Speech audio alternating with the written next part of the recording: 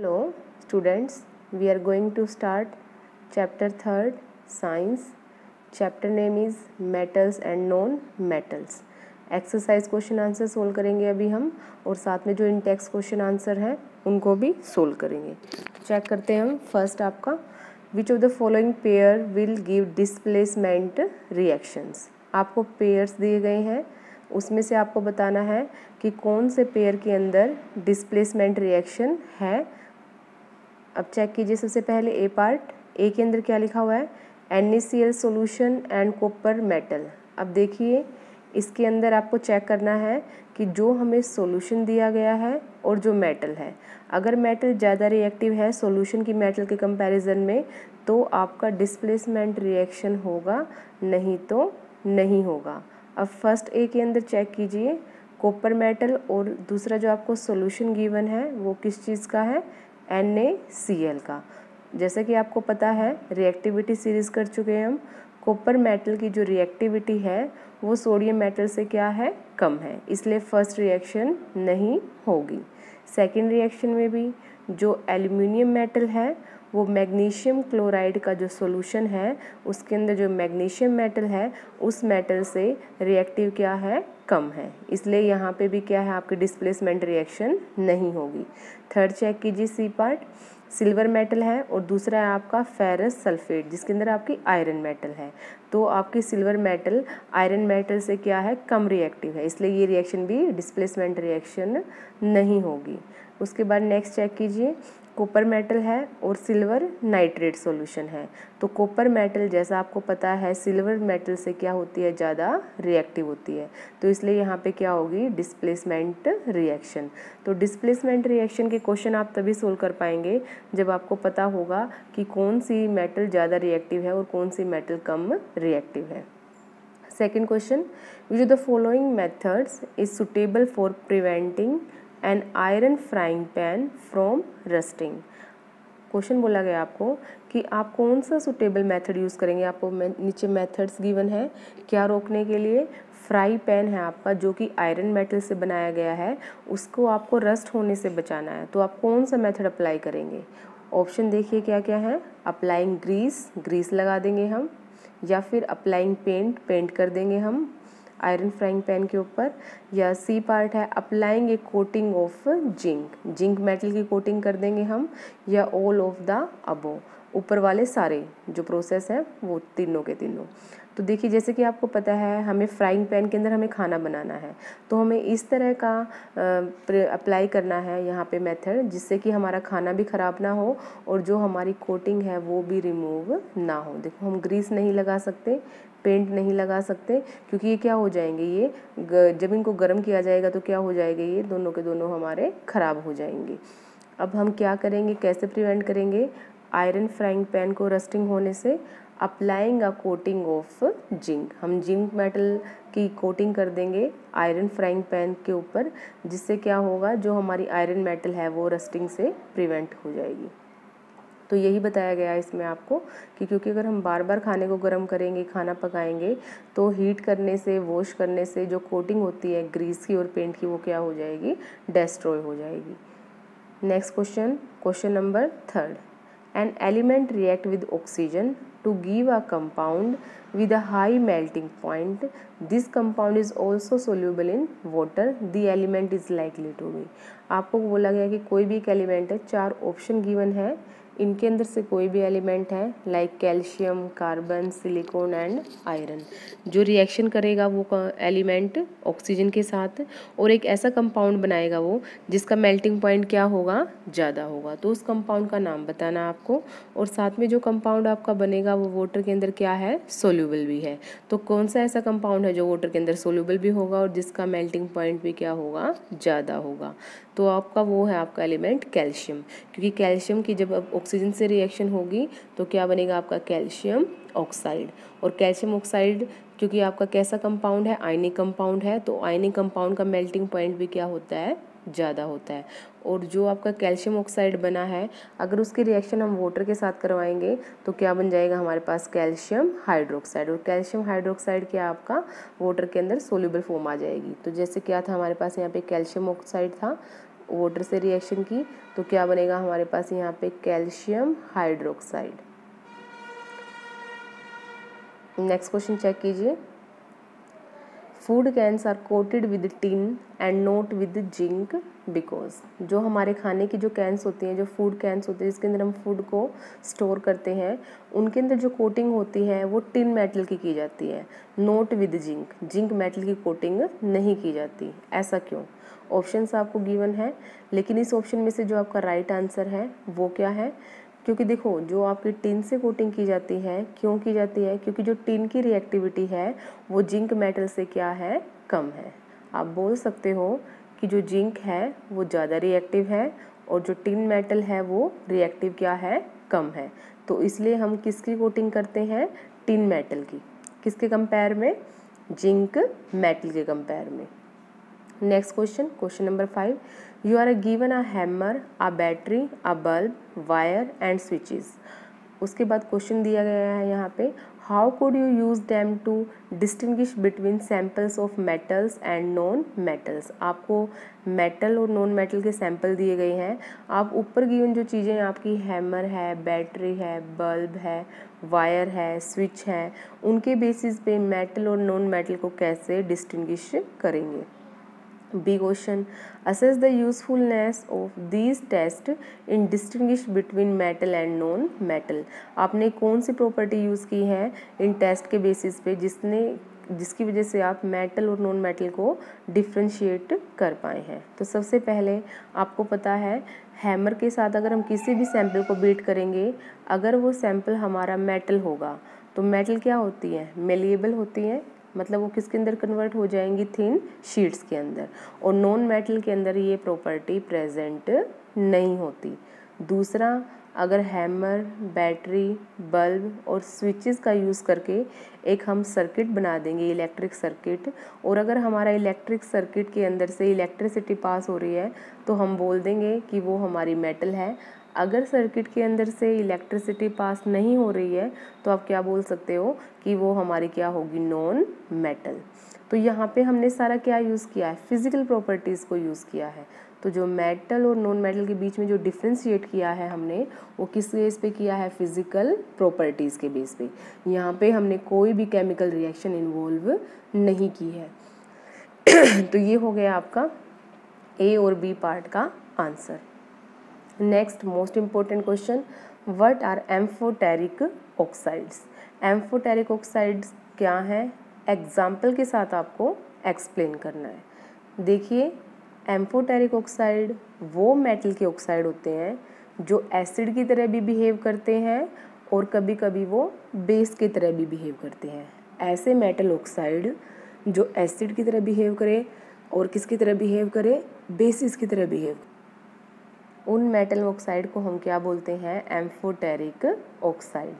Generally जो metal oxide होते हैं वो बेसिक नेचर के होते हैं, वो बेस की तरह बिहेव करते हैं, लेकिन एम्फोटेरिक ऑक्साइड्स एसिड की तरह भी बिहेव करते हैं और बेस की तरह भी बिहेव करते हैं। एग्जाम्पल देखिए, ऐसे कौन से ऑक्साइड हैं?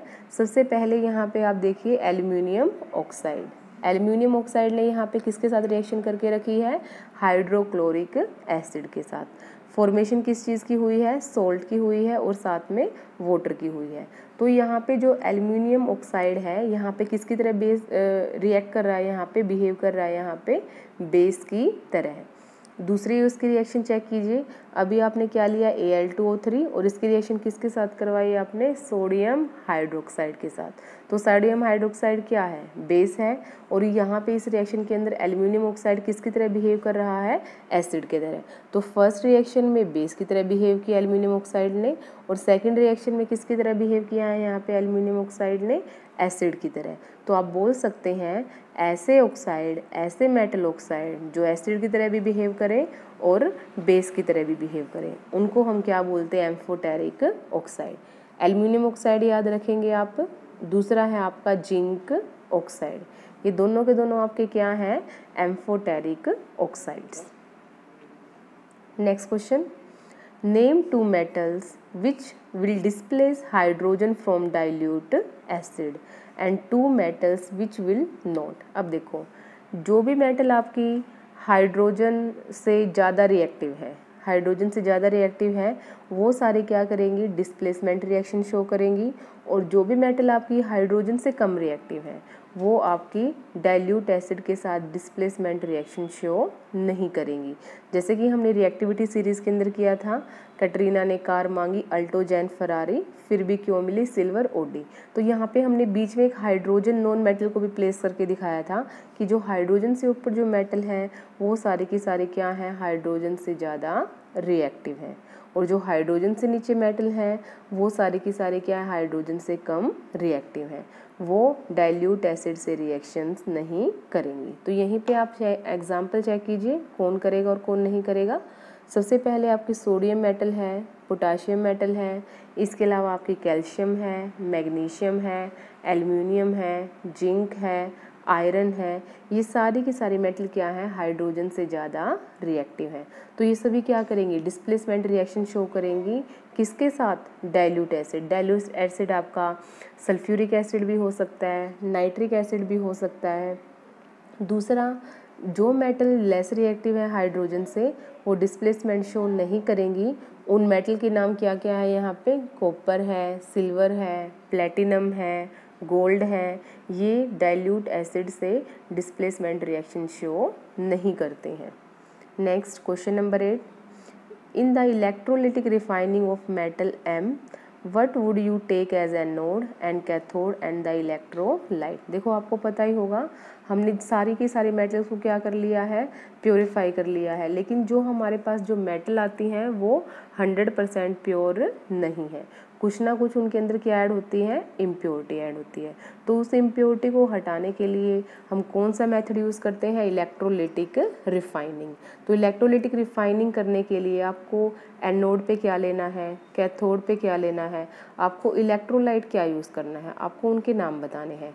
हमेशा आप ध्यान रखिएगा, एनोड पे आप लोगे इम्प्योर मेटल, जो भी मेटल आपको प्योरीफाई करनी है उसका जो आपके पास इम्प्योर फॉर्म है वो आप कहाँ पे लेंगे, एनोड पे। और एनोड के नीचे आपको याद भी होगा एनोड मड हमारा कलेक्ट हो जाता है, क्योंकि एनोड पे ही हमारी क्या होगी, इम्प्योर मेटल। उसके बाद जो कैथोड है, कैथोड पे लेंगे आप पतली सी स्ट्रिप लेनी है आपको प्योर मेटल की। उसके बाद जो इलेक्ट्रोलाइट है आपका, इलेक्ट्रोलाइट किस चीज़ का लेना है आपको, जिस भी मेटल को आपको प्योरीफाई करना है उसी का साल्ट सॉल्यूशन लेना है आपको। जैसे मान लिया आपको कॉपर मेटल को प्योरीफाई करना है तो कॉपर का ही साल्ट सॉल्यूशन लेंगे आप, जैसे कॉपर सल्फेट ले लेंगे वहाँ पे, कॉपर कार्बोनेट ले लेंगे आप वहाँ पे। लेकिन जो मेटल आपको प्योरीफाई करनी है उसी मेटल का, सेम मेटल का आपको क्या लेना है, सॉल्यूशन ऑफ सॉल्ट। ये दिखा रखा है ना आपको, salt of the metal M। जो भी मेटल आपको प्योरीफाई करनी है वही लेनी है आपको, इम्प्योर फॉर्म में भी, जो प्योर फॉर्म है उसके अंदर भी, जो इलेक्ट्रोलाइट है उसके अंदर भी। नेक्स्ट, प्रत्युष टूक sulphur powder on a spatula. आप देखिए यहाँ पे एक स्पैचुला मतलब एक स्पून की तरह ही है हमारा इंस्ट्रूमेंट जो कि हम लैब के अंदर यूज़ करते हैं। उसको क्या किया जा रहा है, बर्न किया जा रहा है, बर्नर के थ्रू उसको हीट किया जा रहा है। उससे क्या होगा, सल्फ़र आपकी एक नॉन मेटल है, जब वो जलेगी किसके साथ रिएक्शन करेगी, वो ऑक्सीजन के साथ रिएक्शन करेगी, और जब वो ऑक्सीजन से रिएक्शन करेगी तो सल्फ़र का क्या बनेगा, ऑक्साइड बनेगा। और आपको पता ही है जो भी हमारे नॉन मेटल ऑक्साइड होते हैं वो किस नेचर के होते हैं, एसिडिक नेचर के। तो आपको यही बोला है इस क्वेश्चन में कि कौन सी गैस तो आपकी इकट्ठी होगी जो इन्वर्टेड टेस्ट ट्यूब रखी हुई है इसके अंदर। तो क्वेश्चन देखिए क्या क्या आपको सोल्व करने हैं। What will be the action of gas on, जो गैस रिलीज होगी, आपको पता है कौन सी गैस रिलीज होगी आपकी, क्योंकि आपने लिया क्या है यहाँ पे, सल्फर लिया है, ऑक्सीजन से रिएक्शन होगी, और कौन सी गैस बनेगी आपकी, सल्फर प्लस ऑक्सीजन जब रिएक्शन करता है तो सल्फर डाइऑक्साइड गैस। तो सल्फर डाइऑक्साइड का आपको क्या क्या चेक करना है, क्या रिएक्शन होगा उसका, ड्राई लिटमस पेपर के साथ, मॉइस्ट लिटमस पेपर के साथ, और उसकी एक बैलेंस केमिकल रिएक्शन भी आपको लिखनी है। तो सबसे फर्स्ट देखिए, ड्राई लिटमस पेपर के साथ हमारी जो सल्फर डाइऑक्साइड गैस है उसकी कोई भी रिएक्शन नहीं होगी। उसके बाद सेकंड, जो आपकी सल्फर डाइऑक्साइड गैस है, अगर वो मॉइस्ट लिटमस पेपर आपने लिया है, मॉइस्ट का मतलब उसके अंदर थोड़ा बहुत मॉइस्चर है, तो वो क्या कर देगी, ब्लू लिटमस पेपर को क्या करेगी, किस में कन्वर्ट कर देगी, रेड कलर में। क्यों? क्योंकि जो सल्फर डाइऑक्साइड गैस है आपकी वो किससे रिएक्शन कर जाएगी, वाटर से। और वाटर कहाँ पे प्रेजेंट है, जो हमारे जो लिटमस पेपर की जो स्ट्रिप है, हमने जो वेट बोला है, वेट का मतलब क्या है, वाटर। तो वाटर से रिएक्शन करेगी सल्फर डाइऑक्साइड गैस और क्या बनाएगी, सल्फ्यूरस एसिड। और ये सल्फ्यूरस एसिड क्या करेगा, जो ब्लू लिटमस पेपर होगा उसको किस कलर में चेंज कर देगा, रेड कलर में। यही आपको रिएक्शन लिख के दिखानी थी यहाँ पे। जो रिएक्शन इन्होंने थर्ड पार्ट के अंदर पूछी थी वो लिख दी हमने यहाँ पे। Next question, state 2 ways to prevent the rusting of iron. कोई आपको 2 तरीके बता रहे हैं जिससे आप आयरन की रस्टिंग को रोक सकते हो। पता है आपको, सिंपल, ऑयल लगा के, ग्रीस लगा के, पेंटिंग करके। और ये सब चीज़ें अप्लाई करने का फ़ायदा क्या होगा कि जो हमारी मेटल है वो डायरेक्ट मॉइस्चर और एयर के कंटैक्ट से बच जाएगी। और रस्टिंग लगने के लिए आपको 2 ही चीज़ों की ज़रूरत होती है, ऑक्सीजन की ज़रूरत है और वाटर की ज़रूरत है। अगर इस चीज़ों से आप किसी भी तरह अपनी मेटल को कवर कर लेंगे, इनका कंटैक्ट तोड़ देंगे आप, तो आपका जो रस्टिंग है वो नहीं लगेगा।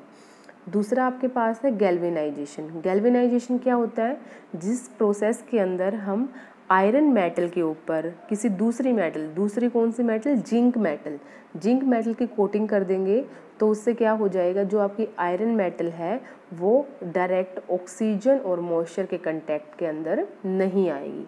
और अगर वो डायरेक्ट ऑक्सीजन और वाटर के कंटैक्ट में नहीं आ रही है तो आपकी जो मेटल है उस पर रस्टिंग नहीं होगी। Next, what type of oxide is formed when non metal combined with oxygen। अभी हमने किया था ना, sulphur react with oxygen to form sulphur dioxide gas, और sulphur dioxide gas is acidic in nature. तो जब भी आपकी नॉन मेटल्स ऑक्सीजन से रिएक्शन करती हैं तो सारी की सारी नॉन मेटल्स किस फॉर्म में आ जाएंगी, आपके कैसे ऑक्साइड्स बनाएंगी, वो आपकी एसिडिक ऑक्साइड। एसिडिक नेचर होगा यहाँ पे नॉन मेटल ऑक्साइड्स का। नेक्स्ट क्वेश्चन, गिव रीज़न, आपको रीज़न देने हैं। प्लेटिनम है, गोल्ड है, सिल्वर है, are use to make jewellery. इनका यूज़ कहाँ पे किया जाता है, ज्वेलरी बनाने के लिए। क्यों? एक तो आपको पता है इन मेटल के अंदर शाइनिंग ज़्यादा होती है, फर्स्ट पॉइंट तो आपका यही हो गया। दूसरा पॉइंट हो गया कि ये मेटल आपकी बहुत ही कम रिएक्टिव है, लेस रिएक्टिव मेटल है, ये इतनी जल्दी किसी भी चीज़ से रिएक्शन नहीं करती, तो इसलिए इनका यूज़ क्या बनाने के लिए किया जाता है, ज्वेलरी। दूसरा आपका बी पार्ट, सोडियम, पोटाशियम और लिथियम, ये सारी की सारी आपकी मेटल्स हैं। इनको स्टोर किया जाता है ऑयल के अंदर, मतलब इनको बचाने के लिए, इनकी किसी चीज़ से रिएक्शन ना हो, ऑयल के अंदर रख दिया जाता है इन मेटल्स को। ऐसा क्यों? क्योंकि ये मेटल्स क्या है, बहुत ही ज़्यादा रिएक्टिव है, ये हवा के साथ, पानी के साथ रिएक्शन कर जाएंगी। तो इनको हवा और पानी के कॉन्टैक्ट से बचाने के लिए इनको किसके अंदर प्रिजर्व कर दिया जाता है, स्टोर कर लिया जाता है हमारे ऑयल के अंदर। नेक्स्ट चेक कीजिए, aluminium is highly reactive metal yet it is use to make utensils for cooking. Aluminium एक ज़्यादा रिएक्टिव मेटल है, फिर भी इसका यूज़ हम जो बर्तन वगैरह हैं, यूटेंसिल्स हैं, उनको बनाने के लिए करते हैं। फर्स्ट तो देखिए कि मेटल क्या होती है, बहुत ही हल्की होती है। दूसरा, ये जो मेटल है ये गुड कंडक्टर ऑफ हीट है, क्योंकि ये जल्दी से हीट को कंडक्ट कर लेगी और खाना हमारा क्या हो जाएगा, ईजिली कुक हो जाएगा। और तीसरा, जो ये मेटल है अगर इसकी एक बार ऑक्सीजन से रिएक्शन करवा दी जाए तो ये क्या होगी, परमानेंट लेयर बना देगी। जैसे कि आपकी एल्यूमिनियम मेटल है, ऑक्सीजन से उन्होंने रिएक्शन किया तो क्या बन जाएगा आपका, aluminium react with oxygen to form aluminium oxide. और एल्यूमिनियम ऑक्साइड एक इतनी परमानेंट लेयर बन जाएगी कि जो फर्दर है वो कोरोजन से रजिस्ट रहेगी, मतलब इसके ऊपर दोबारा से कोरोजन नहीं होगा। तो इसलिए हम क्या करते हैं, एल्यूमिनियम मेटल का यूज़ करते हैं क्या बनाने के लिए, कुकिंग यूटेंसिल्स बनाने के लिए। Next question, carbonate and sulfide ores are usually converted into oxide during the process of extraction। जो भी आपके जो मिडिल रिएक्टिव मेटल्स हैं उनके जो कार्बोनेट ओर्स और जो सल्फाइड ओर्स हमें नेचर के अंदर मिलते हैं, उन ओर्स को किसके अंदर कन्वर्ट कर लिया जाता है, ऑक्साइड ओर्स के अंदर। जैसे कि आपके पास है यहाँ पे जिंक मेटल है, हमें नेचर से मिली है, वो सल्फ़र के साथ जुड़ी हुई, तो हम क्या कर लेंगे, उसको गर्म कर देंगे ऑक्सीजन की प्रेजेंस में, तो क्या बन जाएगा हमारे पास जिंक का ऑक्साइड, साथ में सल्फर डाइऑक्साइड। अब जो ऑक्सीजन जुड़ गई है जिंक मेटल के साथ, इसको रिमूव करना काफ़ी इजी है सल्फर के ऑक्साइड से। मतलब सल्फर ऑक्साइड को रिमूव करना, प्योरीफाई करना मुश्किल है, और जो ऑक्साइड है आपका जिंक का ऑक्साइड है, उसको ऑक्सीजन को और जिंक को सेपरेट करना क्या है, आसान है। इसलिए कार्बोनेट और जो सल्फाइड और होते हैं उसको किसके अंदर कन्वर्ट किया जाता है, ऑक्साइड ओर्स के अंदर। ये सारा हम एक्सप्लेन कर चुके हैं, फर्स्ट, सेकंड, थर्ड और फोर्थ पार्ट एक बार रीड कर लेंगे आप इसको। Next question, You must have seen tarnished copper vessels being cleaned with lemon and tamarind juice. Explain why these shore substances are effective in cleaning the vessels. आपने घर पे भी देखा होगा, जैसे कि जो हमारे कॉपर के बर्तन होते हैं उनको क्लीन करने के लिए उसके ऊपर हम नींबू वगैरह को रगड़ देते हैं। ऐसा क्यों किया जाता है? क्योंकि देखो आपको पता है कॉपर मेटल एक रिएक्टिव मेटल है, जो हमारे एटमॉस्फेयर के अंदर जो कार्बन डाइऑक्साइड गैस है उससे रिएक्शन कर जाती है वो, और उससे रिएक्शन करने के बाद वो एक ग्रीन लेयर बना देती है कॉपर मेटल के ऊपर। और जो ग्रीन लेयर है वो किस चीज़ की लेयर है, कॉपर कार्बोनेट की लेयर। तो उस लेयर को अगर हमें हटाना है तो उसके लिए हमें क्या अप्लाई करना पड़ता है, एसिड अप्लाई करना पड़ता है। जैसे ही हम जो हमारी कॉपर की लेयर बनी हुई है, कॉपर कार्बोनेट की जो लेयर बनी हुई है उसके ऊपर हम नींबू लगाएंगे तो नींबू क्या करेगा, उसके अंदर एसिड प्रेजेंट है और वो उसको क्या कर देगा, डिज़ोल्व कर देगा कॉपर कार्बोनेट की लेयर को। इसीलिए हमें को नींबू लगाने के बाद जो हमारे बर्तन हैं वो कैसे नज़र आते हैं, चमकते हुए नज़र आते हैं, क्योंकि कॉपर कार्बोनेट की लेयर क्या हो जाती है, हट जाती है, रिमूव हो जाती है। Next question, differentiate between metal and non metal on the basis of the chemical properties. ये अच्छी तरह से हम अपनी वीडियो के अंदर डिस्कस कर चुके हैं। जो मेटल्स होती हैं वो क्या करती हैं, इलेक्ट्रोपॉजिटिव नेचर की होती हैं, क्योंकि मेटल्स क्या करेंगी, जल्दी से इलेक्ट्रॉन को डोनेट कर देंगी, और इलेक्ट्रॉन को डोनेट करने के बाद उनके ऊपर चार्ज कैसा आ जाएगा, प्लस वाला, जिसकी वजह से आप बोल सकते हैं कि metals are electropositive in nature. और जो नॉन मेटल्स होती हैं उनका नेचर कैसा है, इलेक्ट्रोनेगेटिव। नेक्स्ट उसके बाद metal react with oxygen to form metal oxides. और जो मेटल ऑक्साइड होते हैं उनका नेचर कैसा होता है, बेसिक नेचर। लेकिन जो नॉन मेटल हैं, जो नॉन मेटल ऑक्सीजन से रिएक्शन करती हैं वो आपके नॉन मेटल ऑक्साइड्स बनाती हैं।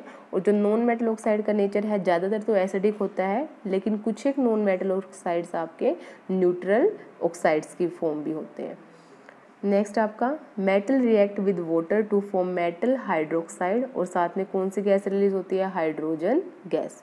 But non metal never react with water. जो नॉन मेटल है वो वाटर से रिएक्शन नहीं करते।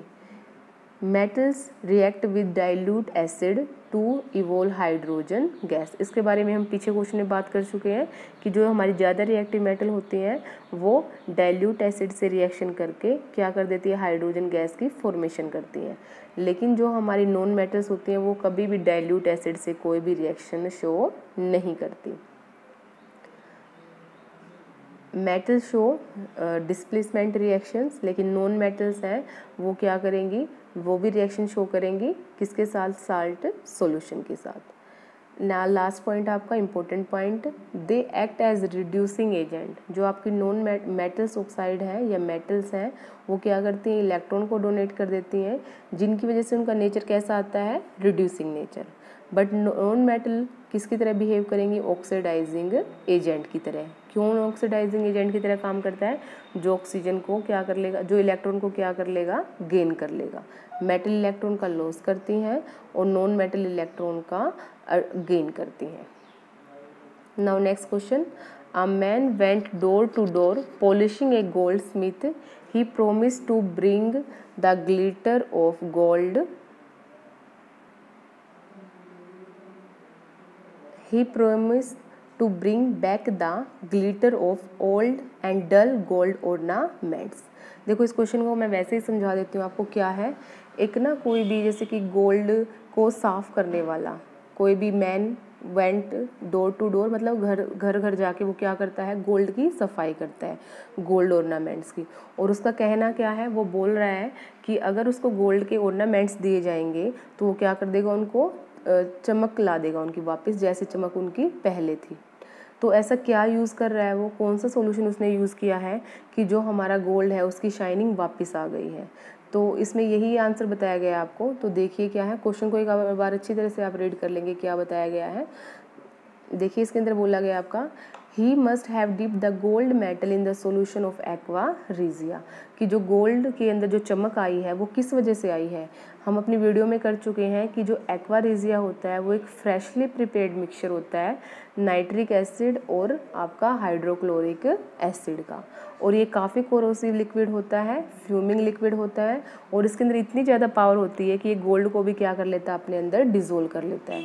तो जो भी उसने गोल्ड जो ऑर्नामेंट था उसकी जिससे उसने सफाई की है, तो उसने उसको किस सॉल्यूशन के अंदर डाला होगा, उसने डाला होगा उसको एक्वा रीजिया के अंदर।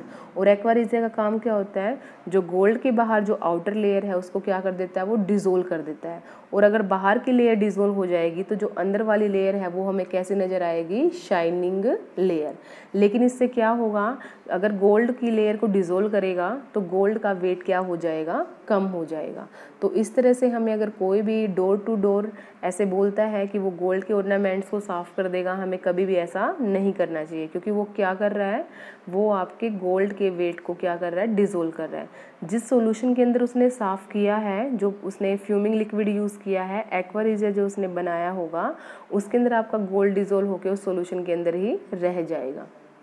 तो ये आपका एक बताया गया है कि कैसे एक्वा रीजिया से गोल्ड डिज़ोल्व हो जाएगा। Next question, give a reason why copper is use to make hot water tanks and not steel. Steel क्या है, आयरन का एलॉय है। जो वाटर टैंक है जिसके अंदर हम पानी गर्म करते हैं वो कॉपर मेटल से बनाए जाते हैं। उनको बनाने के लिए ना तो हमें आयरन यूज़ करना चाहिए, ना ही आयरन का जो एलॉय है स्टील वो यूज़ करना चाहिए। ऐसा क्यों? जैसे कि आप जानते ही होंगे, जो कॉपर मेटल है वो कम रिएक्टिव है और जो आयरन मेटल है वो ज़्यादा रिएक्टिव है। कॉपर मेटल ना तो कोल्ड वाटर से रिएक्शन करता है, ना हॉट वाटर से रिएक्शन करता है, ना स्टीम से रिएक्शन करता है। और जब पानी को हम गर्म करते हैं तो क्या बनती है, पानी की स्टीम बन जाती है। तो कॉपर वाटर के किसी भी फॉर्म से रिएक्शन नहीं करेगा, ना कोल्ड फॉर्म से, ना हॉट फॉर्म से, ना स्टीम फॉर्म से। तो जिसकी वजह से अगर हम कॉपर के वेसल्स बनाते हैं तो हमारी जो कॉपर मेटल है वो क्या रहेगी, सेफ रहेगी। कॉपर मेटल हमारी वेस्ट नहीं होगी। लेकिन अगर हमने अपने जो वाटर टैंक है उसको बनाने के लिए यूज़ किया है स्टील या फिर आयरन, जैसे कि आप जानते होंगे आयरन ज़्यादा रिएक्टिव है, वो स्टीम से रिएक्शन कर जाएगा और स्टीम से रिएक्शन करने के बाद क्या बनाएगा, वो फेरिक ऑक्साइड, आयरन ऑक्साइड, इस चीज़ की फॉर्मेशन होगी आपकी, और साथ में कौन सी गैस बनेगी आपकी, हाइड्रोजन गैस। तो इसलिए आपका क्या होगा, रिएक्शन होगी तो आपका आयरन क्या होगा, वेस्ट होगा, क्योंकि उससे क्या बनेगा, आपका आयरन ऑक्साइड बनेगा। तो इसलिए हमें हमेशा जिसके अंदर हम पानी गर्म करते हैं वो हमारे जो टैंक्स होते हैं वो किस मेटल के बनवाने चाहिए, हमें कॉपर मेटल के। और किसके नहीं बनवाने चाहिए, जो ज़्यादा रिएक्टिव मेटल होती है, जैसे कि आयरन हो गई आपकी, और जो आयरन का एलॉय है स्टील।